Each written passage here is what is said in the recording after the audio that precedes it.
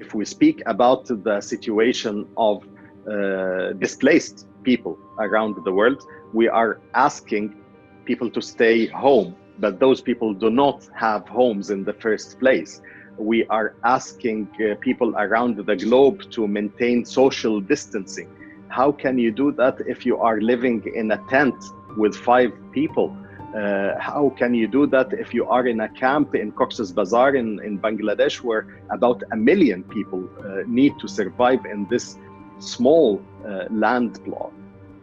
The United Nations High Commissioner for Refugees has launched its Islamic Philanthropic Report, highlighting the impact of their Refugee Zakat Fund, which received a total of $43,000 million in 2019, allowing UNHCR to support 191,000 refugees. 99% of the funds collected came from donors in the MENA region, notably from the GCC. This includes the UAE, which contributed the largest digital donations, making up 41.7% of the total funds collected. But what exactly is the Zakat Fund, and how does it impact local economies? UNHCR's Khalid Khalifa explains. The way I would like to define Zakat is an effective tool of social solidarity. You consider that a tax, you consider it a charity. What matters is that it is a tried and tested economic tool of social solidarity that can achieve better equity around the world if applied properly. For those who do not know how Zakat works, it is a percentage of money from the savings of those who have money unused in their accounts, savings. You need to pay 2.5% of your savings to the poor. According to a lot of research that has been done by the Islamic Development Bank and by scholars around the world, the amount of zakat circulating in the Muslim world annually ranges between $200 billion and $1 trillion. You have a lot of estimates. So let's consider the lowest estimate. If you have $200 billion circulating in the world, this can solve a lot of problems. It can solve a lot of problems related to poverty.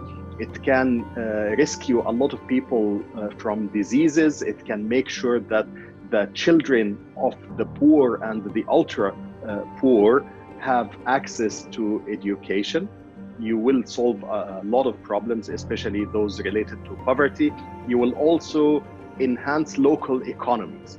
And this is another way of looking at zakat. If you think of millions of dollars moving from a rich country to a poor country in the form of cash, you are first assisting people and second boosting the local economy of that country.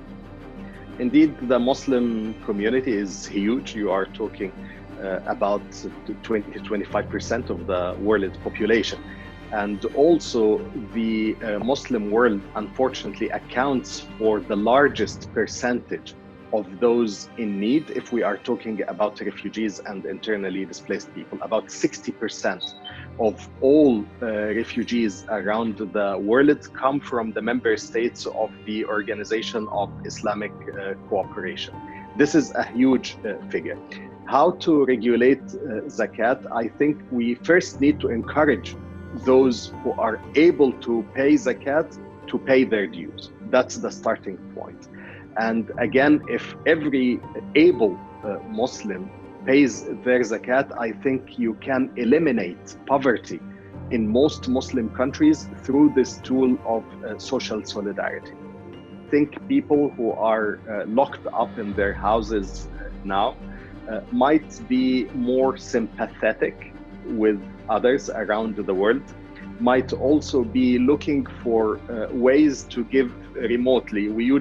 Ramadan is characterized with going out, spending nights out, going to cafes and restaurants and visiting friends and family. We cannot do that, but we can allocate a very small of what we intended to spend to help those in need.